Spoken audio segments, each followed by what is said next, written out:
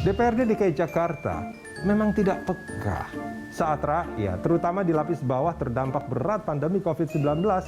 Wakil rakyat di Kebon Sirih, Jakarta justru minta tunjangan sebesar 26,42 miliar rupiah alias naik 27,5% dibandingkan tahun 2021. Coba dibayangkan, kenaikan UMP alias upah minimum provinsi tahun 2022 yang diterima kalangan buruh rata-rata cuma 1,09%. Benar-benar bak langit dan bumi, senjang betul. Bahkan tetap senjang dibandingkan dengan kenaikan UMP DKI Jakarta yang hanya 5,1%. Anggota DPRD seperti juga DPR itu wakil rakyat. Wakilnya daripada rakyat.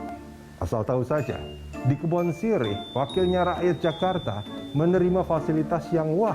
Paling tidak, ada 16 item fasilitas yang diterima wakilnya daripada rakyat, dari uang representasi, tunjangan transportasi, hingga jasa pengabdian. Uang tunjangan komunikasi intensif untuk pemimpin dan anggota DPRD DKI saja, contohnya, dialokasikan 27,34 miliar rupiah. Itu berarti setiap anggota DPRD DKI menerima tunjangan komunikasi sekitar 2.150.000 rupiah per bulan. Baru untuk komunikasi.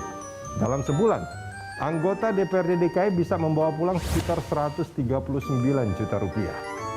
Ini memang jelas tidak peka dan jelas kurang elok di tengah masa pandemi seperti sekarang, saat ekonomi masih tertatih-tatih dan keadaan ekonomi rakyat juga sedang berat-beratnya, dan mungkin kita harus sedikit sinting untuk memahami dan menerima keputusan yang dianggap sesuai dengan asas kepatutan, kewajaran, dan rasionalitas itu.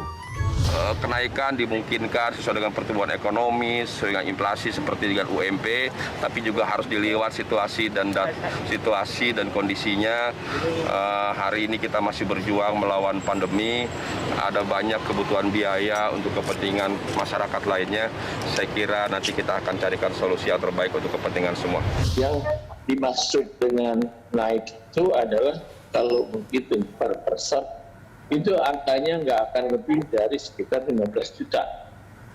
Jadi coba aja dibagi, itu dibagi 106, dibagi 12, itu sekitar itu angkanya naik. Ya. Beberapa hal yang memang dinaikin masih dalam koridor aturan. Kalau tunjangan perumahan misalnya naik, itu masih dalam batas ketentuan yang ditetapkan oleh PP 18. Bahwa rumah anggota DPRD adalah rumah kawasan rumah negara. Kita kan nggak diberi perumahan. Yang kedua, bahwa dari total penghasilan anggota DPRD, itu sekarang kita ada pajak progresif 30%. Yang tadinya kan enggak, tadinya hanya sekitar 21% PPh. Sekarang ada pajak progresif 30%. Dan kita sudah hitung semuanya sesuai dengan aturan dan mekanisme yang ada. Muhammad Taufik, wakil rakyat di Kebon Sirih, membantah bahwa gaji anggota DPRD DKI naik. Menurutnya, yang naik cuma beberapa fasilitas atau tunjangan yang rata-rata belum naik selama 4 tahun terakhir. Yang terbesar adalah tunjangan perumahan yang menembus 102 miliar rupiah. Dan ini akan dibagikan kepada anggota, dikurangi unsur pemimpin DPRD.